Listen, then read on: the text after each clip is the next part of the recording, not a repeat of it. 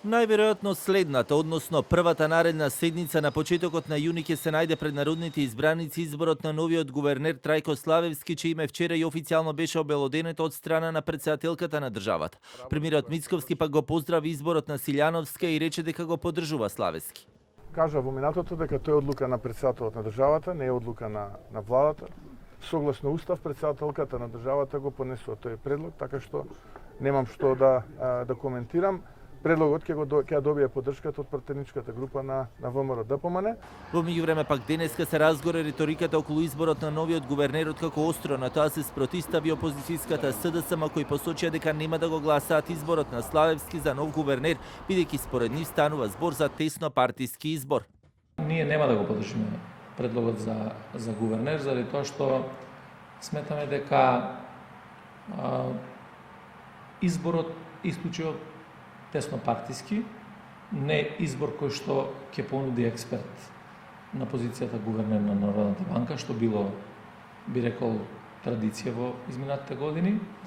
Од претседател на Совет на град Скопје доаѓа како гувернер на Народната банка, тоа е првата работа.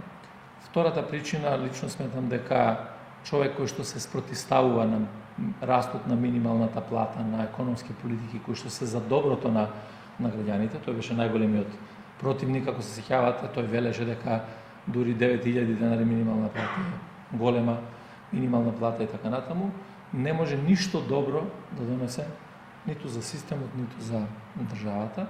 Трето, човекот кој што овие изминати скоро 4 години како претседател на град Скопје не направи ништо осем кочење на сите работи кои што требаше Советот да ги прави.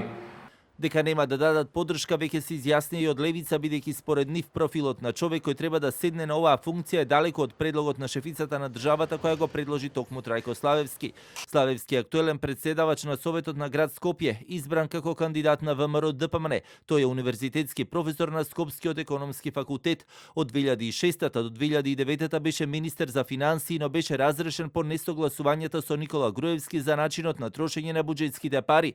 Во игра за 7 годишен гувернерски мандат беа и Зоран Ставревски, актуелен советник на премиерот Мицковски, кој беше министер за финансии од 2009 до 2016 и до сегашната гувернерка Анита Ангеловска-Бежовска. Предлогот за Славевски е стигнат до собранието и се гласа со просто мнозинство по предлог на претседателот на Републиката. Славевски доаѓа на местото на досегашната гувернерка Анита Ангеловска-Бежовска, која беше прва жена на оваа функција.